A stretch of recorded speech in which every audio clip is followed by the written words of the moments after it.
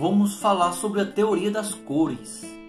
E é muito interessante porque nós trabalhamos essa idealização de cores pensando sempre em algo físico, mas não é um fenômeno físico. Podemos entender que a teoria das cores, dentro de um processo mais sucinto e claro, é que esse mecanismo ele tem a sua complexidade dentro de um desenvolvimento da percepção com luz e dentro de um ambiente mecanicista, basicamente composto por um processo superficial, fotossensível, né, dentro desse ambiente câmara, desse ambiente luminoso. É importante também trazer ao nosso conhecimento viável dentro de um campo das artes visuais que as cores têm a sua perspectiva de diferentes direção, envolvendo a luz, envolvendo essa reflexibilidade, envolvendo essa transmissão de luz. Então as cores ela tem esse patamar mais sucinto, mais claro dentro do conhecimento. Existem também os pensamentos psicológicos e fisiológicos da cor, né? E aí nós não vamos entrar dentro desse aspecto, né, perceptivo ou essas implicações dentro desse ambiente psicológico e fisiológico, mas com essas, claro, dentro dessas sensações. Mas vamos trabalhar de acordo com a cultura, uma constância da cor, esses simbolismos, essas cores, né? A ideia de cada cor, o significado, o vermelho é a paixão, o amarelo traz esse ambiente da concentração, da disciplina, da comunicação, o verde é a esperança, o azul é esse ambiente da purificação, o lilás traz essa influência das emoções e humores, o branco traz a ideia da transformação, o preto já é aquela questão da representação sempre da atmosfera do mal, o rosa traz a amizade e esse ambiente mais feminino. Então, por que esse simbolismo, né? Então, vamos ter mais ou menos uma ideia com todas essas coisas. As cores, dentro da sua iniciação, nós temos como prepulsor a Aristóteles, né? Dentro dessa filosofia antiga, trazemos que Aristóteles ele foi uma das pessoas que deu propriedades às cores por intermédio de objetos. É muito interessante pensar nisso, porque para Aristóteles as coisas tinham suas texturas, tinham seu brilho, tinha seu significado, seu simbolismo, e ela transmitia, ela transpassava, ela mostrava essas cores como temas, como algo que trazia essa identificação. É importante entender que na Idade Média, dentro desse viés psicológico e cultural, os poetas medievais, né, e aí eu vou citar Plínio, por exemplo, ele teorizou, né, basicamente as cores e deu essa denominação de temas e frases ou sentimentos, né, através de suas poesias. Na Renascença, né, que já foi um período depois, a Renascença trazia essas cores dentro da natureza. E os artistas utilizavam muito isso para pintar os quadros, e aí nós podemos citar grande Leon Battista Alberti, que era um dos grandes ápices da Renascença, que também era grande contemporâneo da época de Leonardo da Vinci, muito conhecido e influência na época.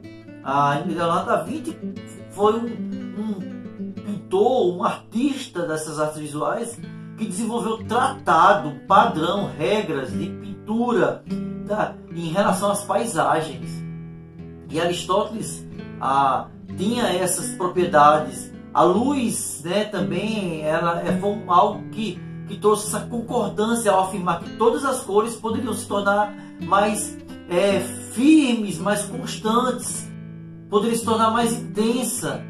Todo o procedimento das cores com esse ambiente chamado fotómetro, ou a pesquisa da visão sobre a estereoscópica.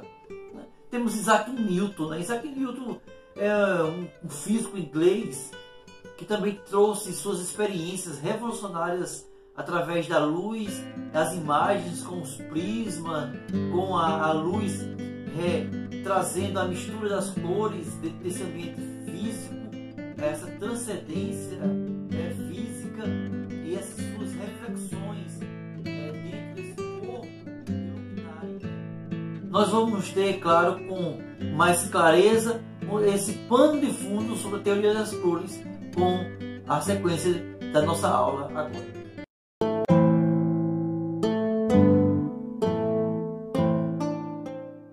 As cores estão por toda parte, mas você já se perguntou no porquê de estarem onde estão? Você enxerga a mesma cor que seus amigos? Já se sentiu mais apegado em uma cor do que em outra? A teoria das cores pode te ajudar a entender o porquê.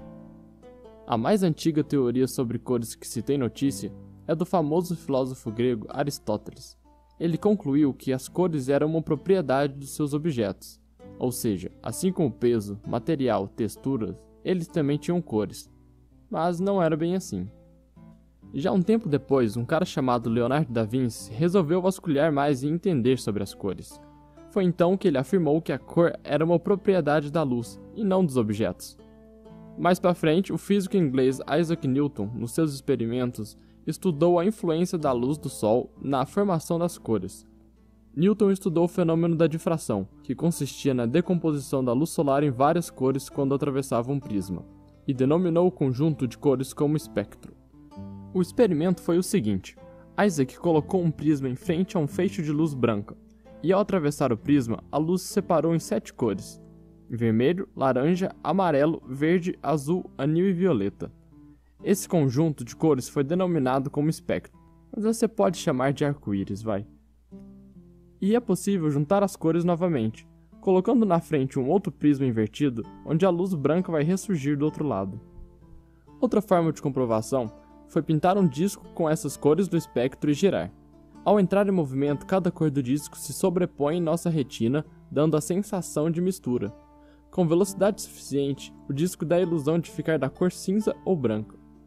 Então lembre-se, a cor não está no objeto, mas sim na luz. Então beleza. Agora que você conhece os primeiros estudos, vamos para alguns conceitos básicos dos sistemas de cores. As cores são divididas em primárias, secundárias, terciárias e neutras. As primárias são separadas em 2 subgrupos, aditivas e subtrativas. As aditivas possuem como cores primárias o vermelho, verde e azul, tendo a famosa sigla em inglês RGB. São usados comumente no meio digital. A televisão e outros displays de vídeo e o computador são um exemplo comum do uso de aditivas. No outro subgrupo, as subtrativas são usadas na mistura de pigmentos ou corantes, como nos impressos. Atualmente, as primárias mais usadas nesse meio são ciano, magenta, amarelo e o preto. Esse modelo de cores é chamado de CMYK. Agora vejamos nas cores secundárias. As cores secundárias são as cores que se formam pela mistura de 2 cores primárias. No sistema clássico de cores empregado por Leonardo da Vinci, aprendemos desde pequeno que as cores secundárias são o verde, mistura do azul com o amarelo, laranja, mistura do vermelho com o amarelo, e o roxo, a mistura do azul com o vermelho. Mas como vimos, hoje em dia os sistemas de cores mais fiéis e atualizados são o RGB e o CMYK.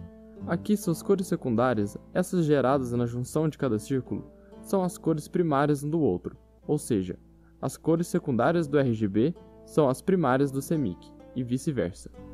Já nas cores terciárias, elas são o resultado da mistura das cores primárias com as cores secundárias, onde originamos uma terceira cor.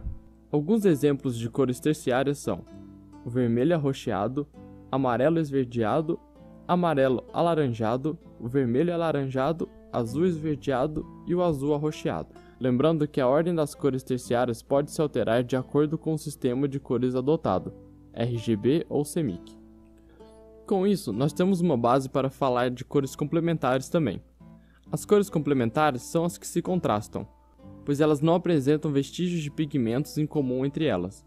Para identificar uma cor complementar, basta examinar o círculo cromático e achar as cores que estão de lados opostos no círculo.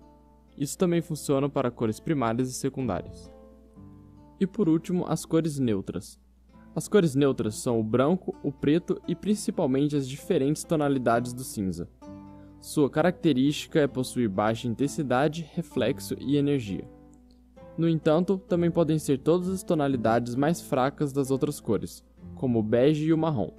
As cores neutras geralmente são utilizadas como complemento das demais cores. Bom, após concluirmos esse assunto, podemos passar para um assunto mais curioso. Por que existem cores diferentes? O que faz o verde realmente ser verde e o vermelho realmente vermelho? As cores se diferenciam de acordo com sua frequência de onda que é refletida. Aqui temos as cores do espectro com suas correspondentes frequências e comprimentos de onda. Lembrando que o branco e o preto, convencionalmente designados por cores, são apenas resultado da presença ou ausência da luz. A cor branca é a luz pura, em que é uma reflexão total das 7 cores, e a cor preta é a ausência total da luz, pois as cores não se refletem, elas são totalmente absorvidas. Um objeto terá determinada cor se não absorver os comprimentos de onda que correspondem àquela cor. Ou seja, para um objeto ser vermelho, ele deve absorver todas as frequências, menos a do vermelho. Portanto, por não se tratar de uma propriedade do objeto, mas sim de um elemento perceptivo, a cor tem uma série de implicações na psicologia. Dessa forma, cada cor provoca uma resposta diferente nos seres humanos. Mas atenção! Isso varia muito de pessoa para pessoa. Cultura, idade, sexo e muitos outros fatores podem mudar a percepção de uma cor. E não tenha dúvida, as cores são poderosas e usadas estrategicamente nas criações mais inteligentes, principalmente na publicidade. Aqui temos algumas cores e quais são as principais emoções que elas trazem para as pessoas. Existem muitas, então para ver com mais calma, fizemos um post no site apenas com essa parte da psicologia das cores. Não deixe de dar uma olhada. Agora você sabe o quanto é importante pensar nas cores em suas criações, pois nem tudo é estética. Para terminar o vídeo, vamos deixar algumas sugestões de livros caso você queira adentrar ainda mais no assunto.